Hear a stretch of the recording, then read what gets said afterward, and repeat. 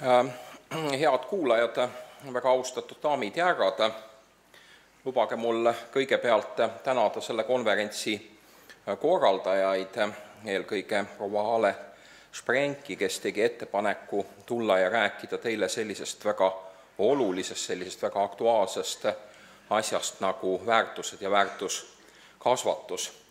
Minu mitte väga pika ettekande põhisõnum saab olema selle näitamises, miks klassikalisele kultuurile ja karakterieetikale orienteeritud kõrgretooriline väärtuskasvatus on palju parem ja palju efektiivsem kui väga sageli niisugused projektipõhiselt tehtud propagandistlikud väärtuskasvatuslikud arendused.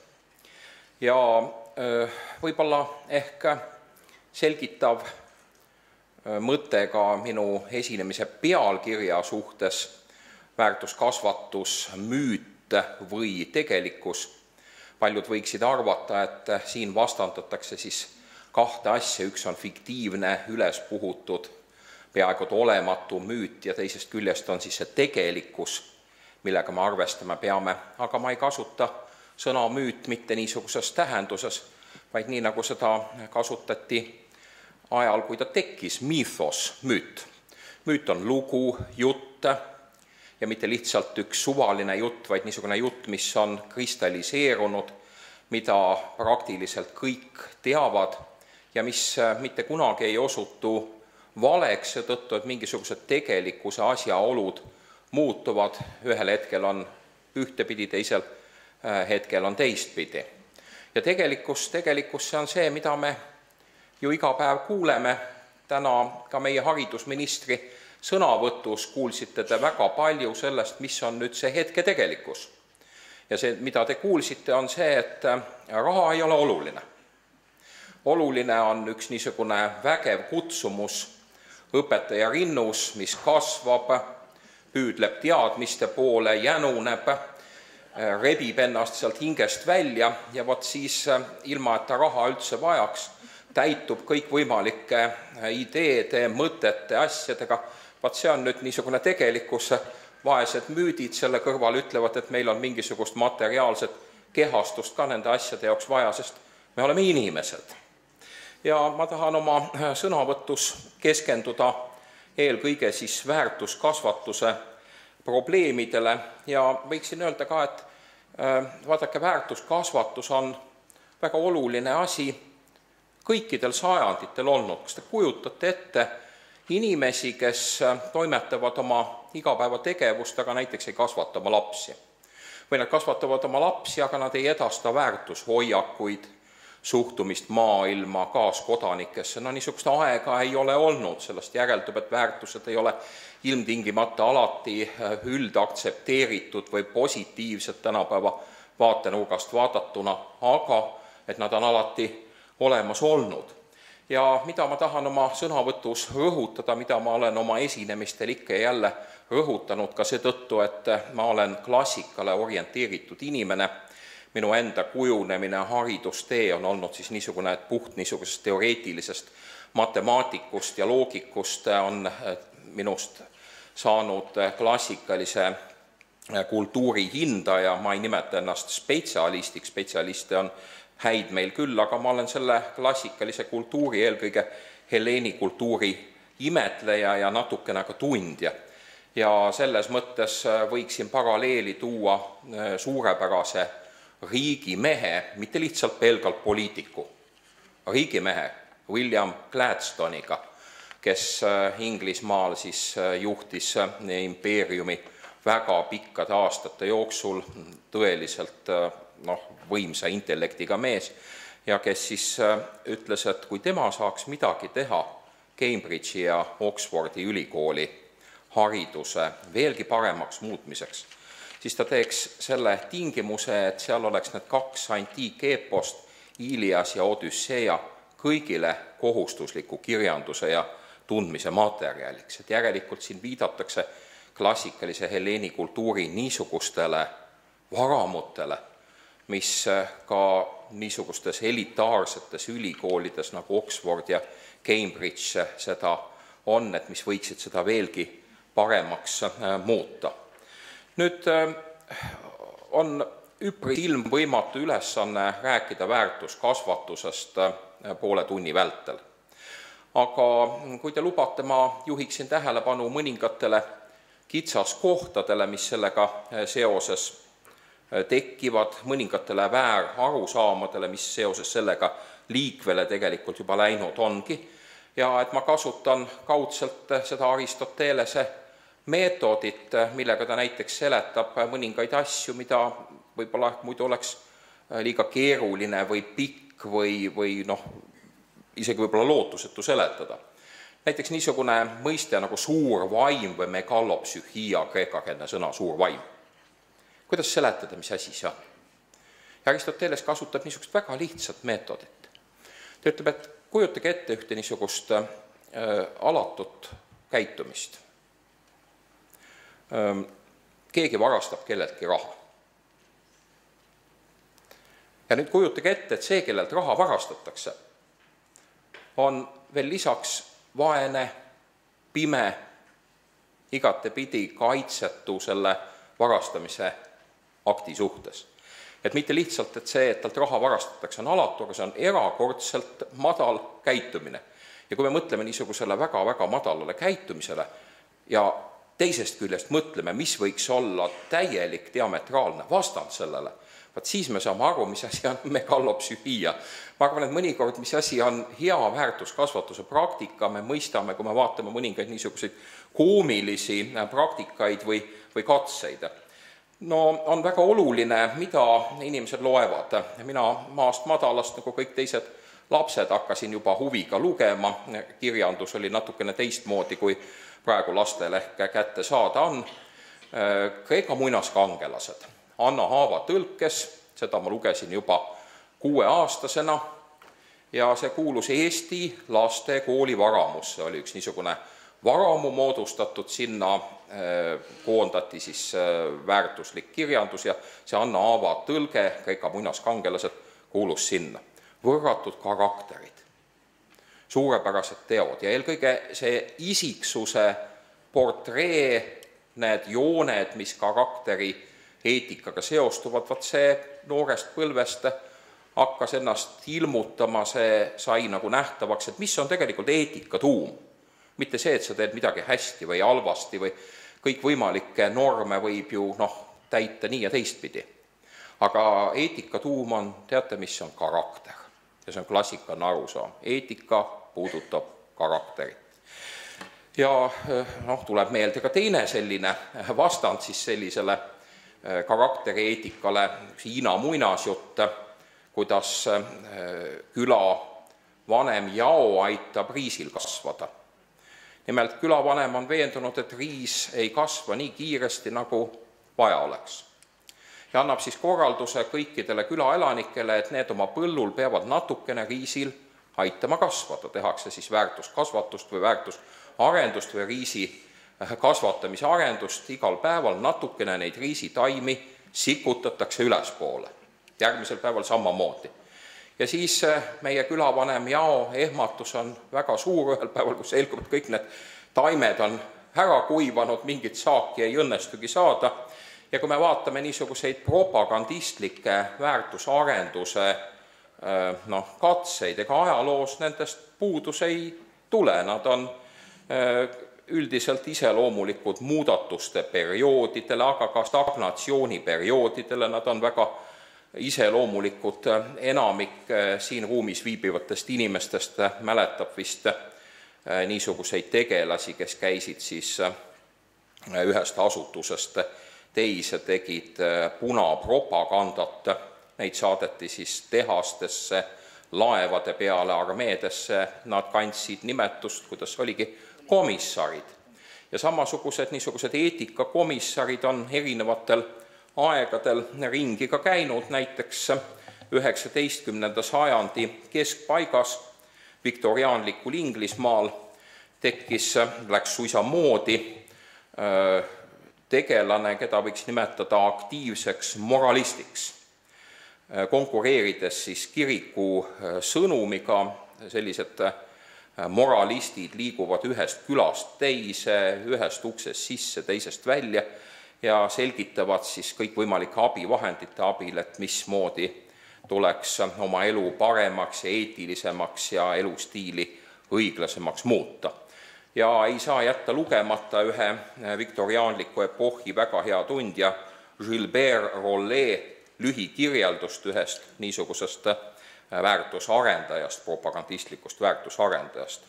Nagu kaubajuut oma tränikirstu seljast tassib, nii käib moodne väärtuskomissar ühe asutuse uksest sisse ja teisest välja. Väärtustabelite, vineerist ja papist meisterdatud seadeldiste abil selgitab ta teda kasvava imestusega jälgivale rahvahulgale, mis on hea ja mis halb ja mis taeva ja mis lõppkokkuvõttes põrgu viib. Võib ka teisi niisuguseid kummalisi väärtusarendusi kohata, ega alati see, mis on eetiliselt hea, ei ole väga kaugel sellest, mis on maitsev või mis on ilus. Mõni aeg tagasi nägin ma ühe väga kummalise restorani niisugust kujutist, lühifilm. See restoran on konservirestoran. Te lähete restorani sisse ja seina peal on kümned, sajad riiulid, kus asuvad tuhanded konservid. Ja te tellitegi endale siis konserve.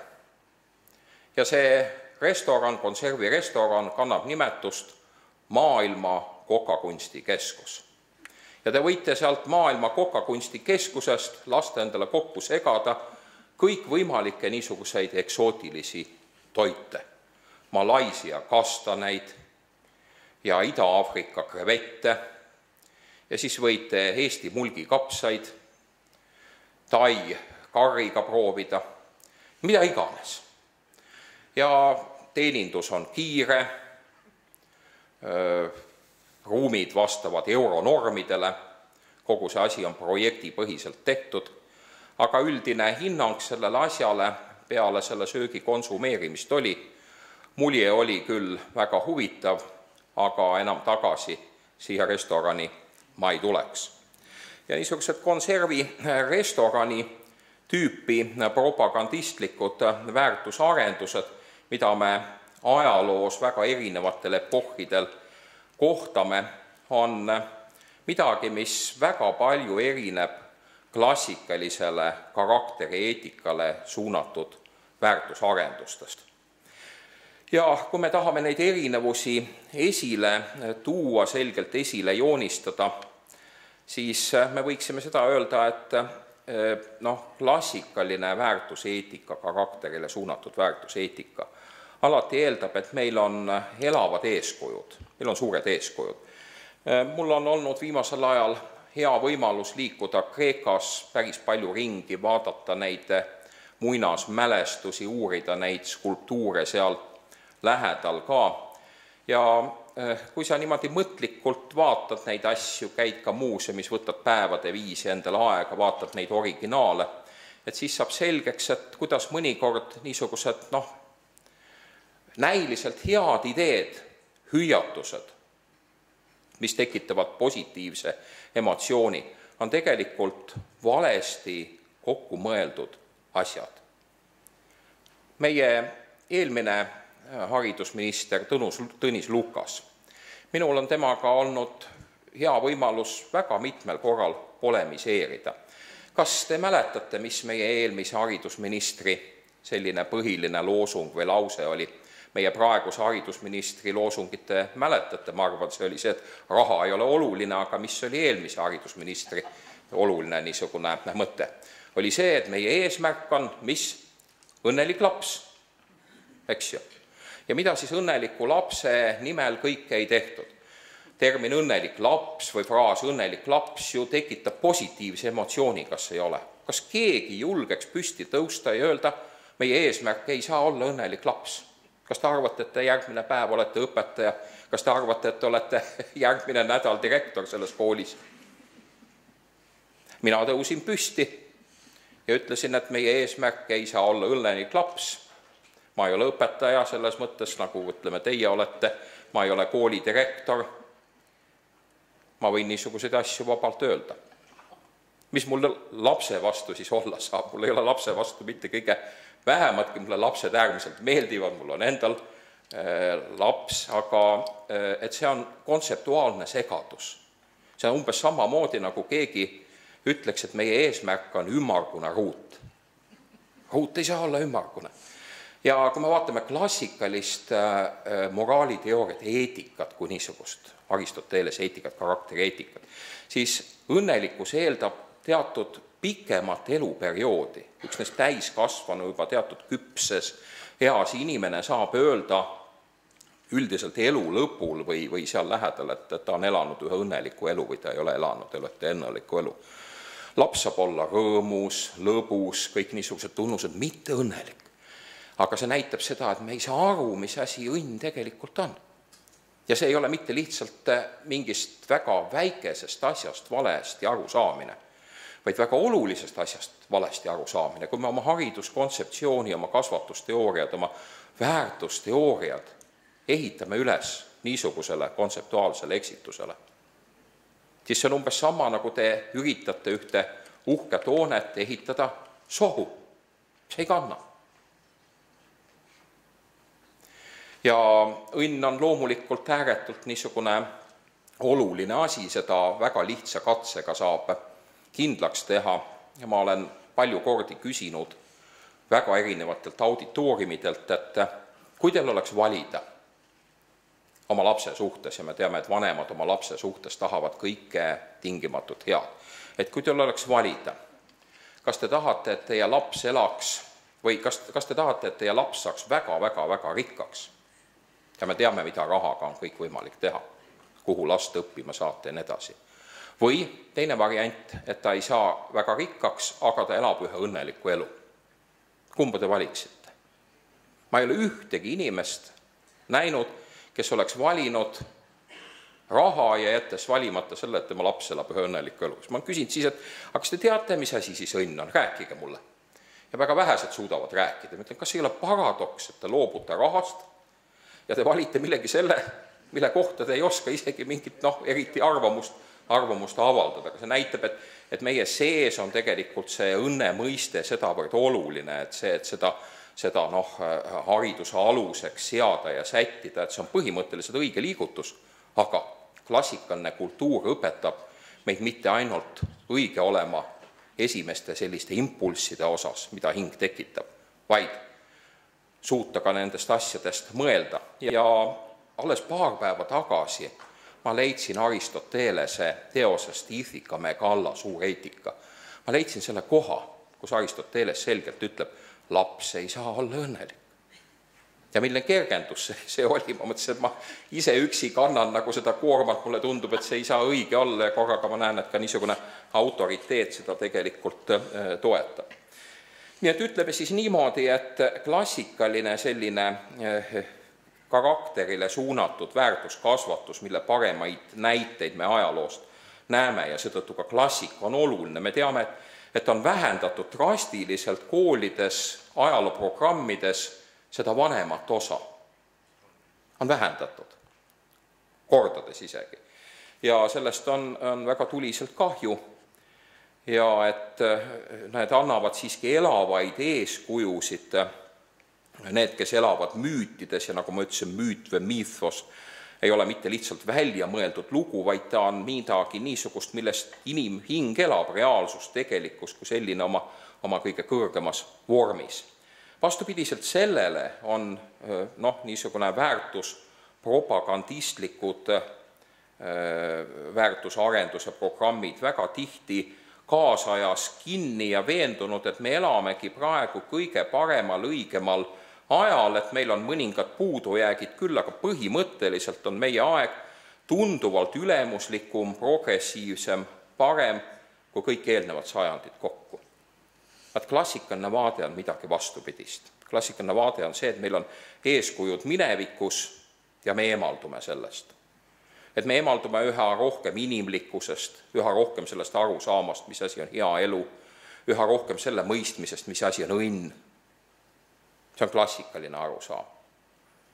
Ja hoida sidet selle klassikaga tähendab, et me siiski suudame säilitada selle väga olulise inimlikkuse. Meie kultuuri või üldse kultuuri saaks defineerida kui sellist süsteemi või võimet või mehhanismi, mis lubab säilitada meil inimlikkuse ka kõige raskemates olukordades.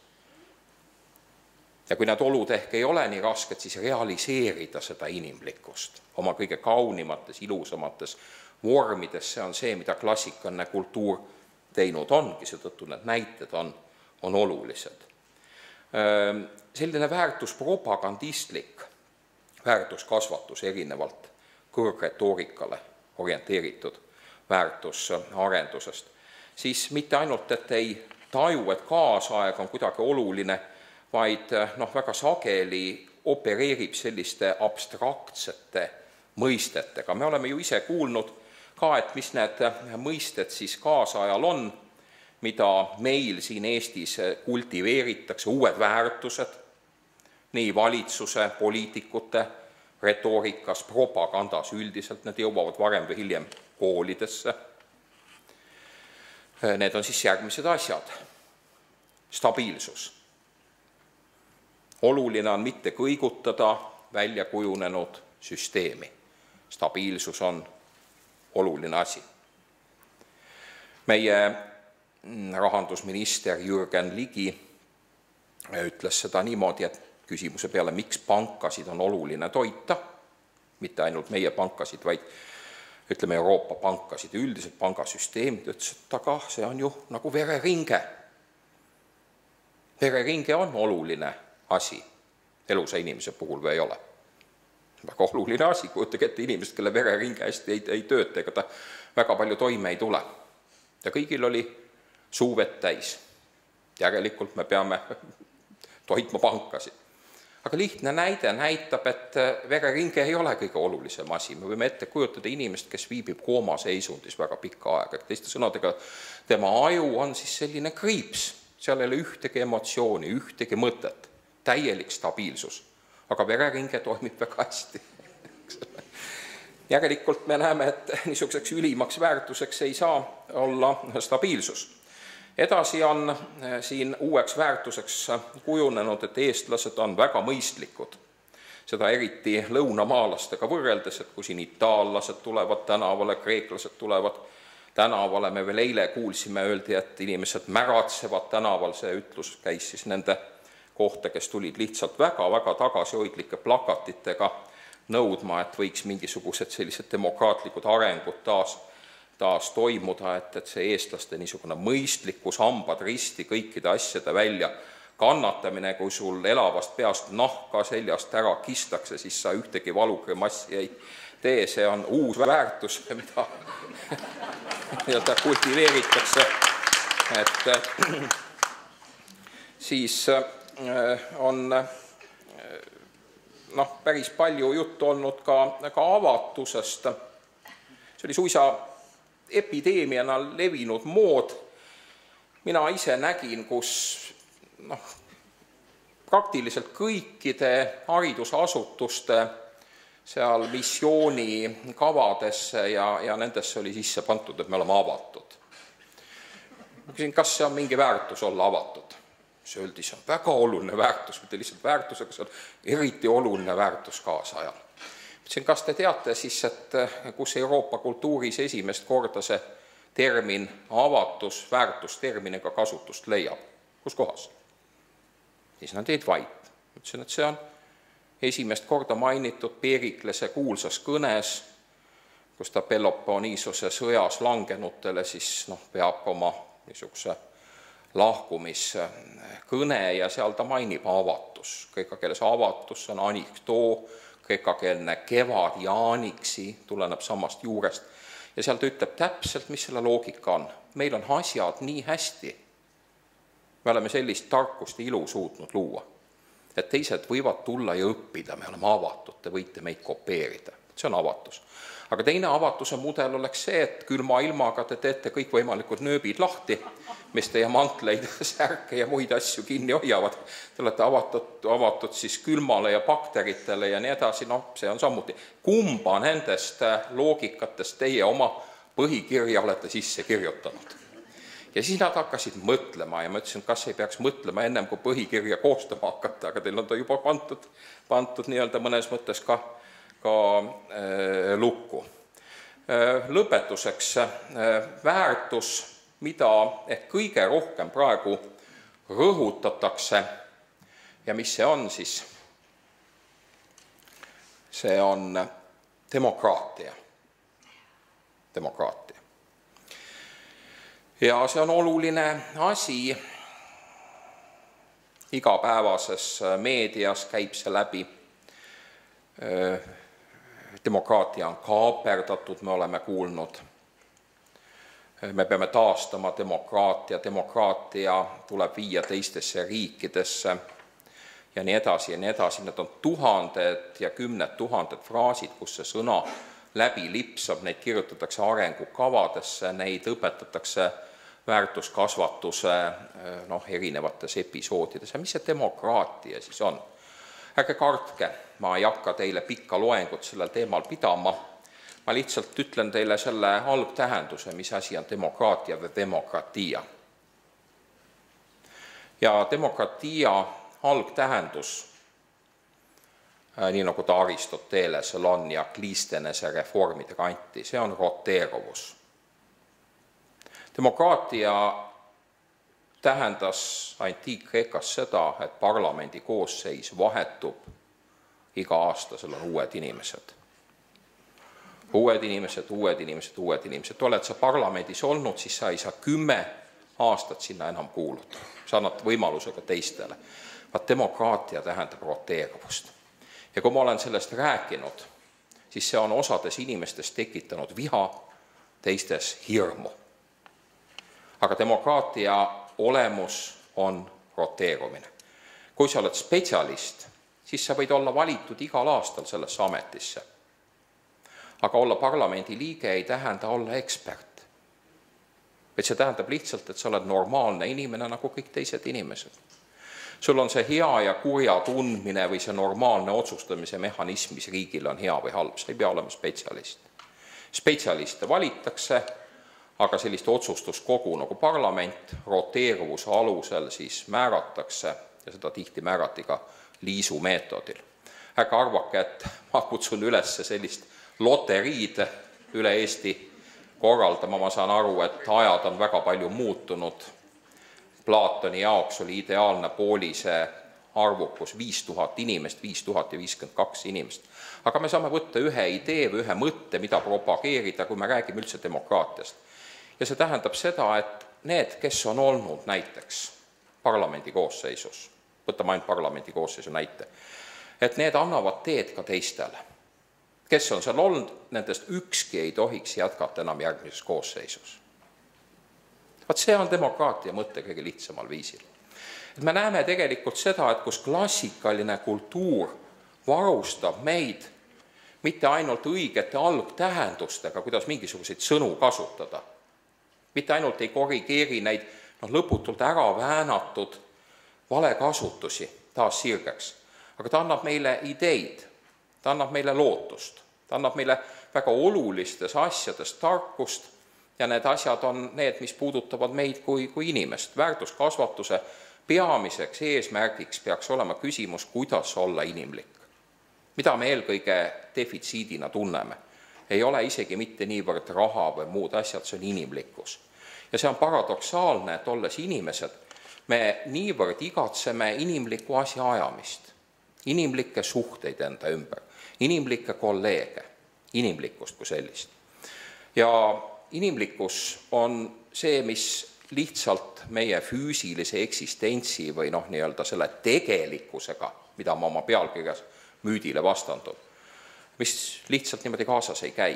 Seda tuleb otsida, seda tuleb arendada, selle nimel tuleb tegutseda ja väga tihti tähendab see seda, et me õpime minevikust, õpime klassikast. Klassika on klassika just seetõttu, et ta igale ajastule räägib midagi väga olulist. Tänan teid tähelepanu eest ja kui teil on küsimusi, et siis ma hea meelega ka jätaks natukene aega küsimuste jaoks. Aitäh! Aitäh!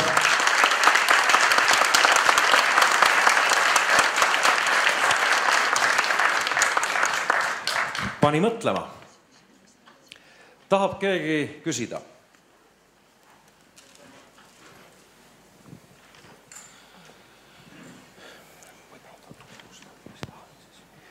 Mart, ma tunnen sügavat austust sinu isiku suhtes, ta on samasugune hellenistlik isiksus, kui ta endast ka räägib. Ta käis näiteks meie koolides enesekaitset tutvustamas ja see kõik on väga tore. Ja samuti ka sinu harituse ja vaimustun mina ka antiiksest maailmast. Aga üks asi tekitas minus väikese ebakõla, kui sa ütlesid, et kas sa ei hinda üle õppekava tähtsust. Ma ei tea, mida täpselt selle Cambridge'i ja Oxfordi ülikooli suhtes mõtles see professor, kes ütles, et Homerose, Iliase, Odüsseia põhjal saab tegelikult kogu maailma konstrueerida. Samamoodi saaks ka piibli alusel tegelikult terve maailma konstrueerida. Tähendab, ma mõtlen õpetamise suhtes, algklassides vähemalt. Aga kui sa ütled, et ainuüksi see, et meil vähendati uutes õppekavades antiik seda ja kordades, nagu sa rõhutasid, see üksinda, kui ta nüüd kordades suurendataks, ma arvan, ei kindlustaks koolile mitte midagi paremat. Õpetaja on see, kes teeb tegelikult lapse. Ja kui tema ise, samamoodi kui sina, suudaks alati vaimustuda sellest, mida ta räägib ja millesse ta niimoodi suhtub, siis oleks ka meil lapsed palju rikkamad nii vaimselt kui ka väärtuskasvatuslikus mõttes, sest see nii Iliasest, Odüsseiast kui ka piiblist tulenev see, olles ise ateist, ütleme seda, et ei mõtleks teistpidi, see tuleks lastele palju terviklikumalt, vot see eesmärk oleks... Küsi ka nüüd. Mis see küsimus on? Küsimus on see, et kas sa ei arva, et ainuüksi õppekavade suurendamise ja vähendamise teel ei muuda tegelikult koolis suurt mitte midagi?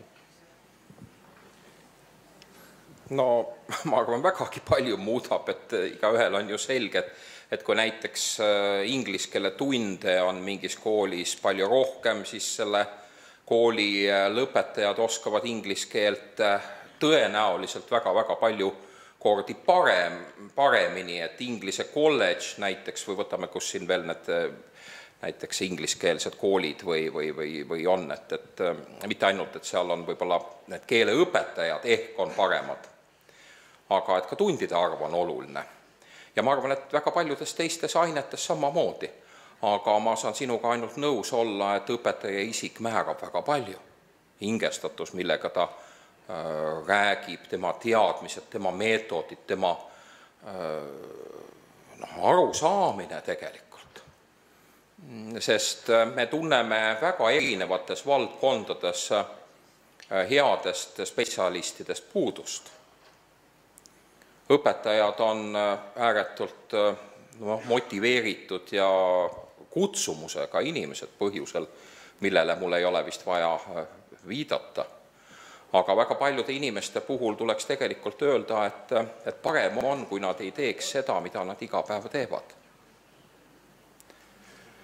Ja ma arvan, et nendele inimestele tegelikult tuleks isegi maksta selle eest, et nad ei teeks seda, mida nad iga päeval teevad. Päris tõsiselt. Nii, aitäh. Kuna ma olen see kuri koolmeister, kes nagu kella vaatab kogu aeg, siis Mart ei lähe kohe veel ära ilmselt, et te saate küsida temal siin võttes nööbi.